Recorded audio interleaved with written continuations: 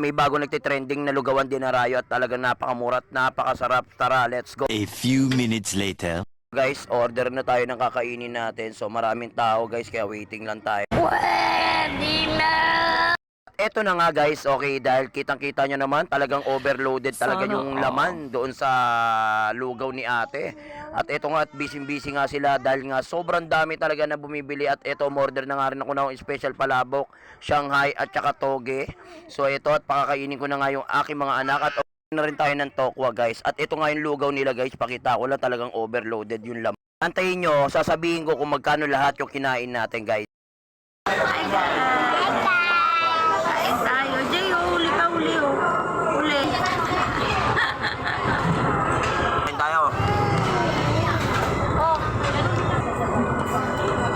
Kain na, sayang po tayo. Hindi kinakaya.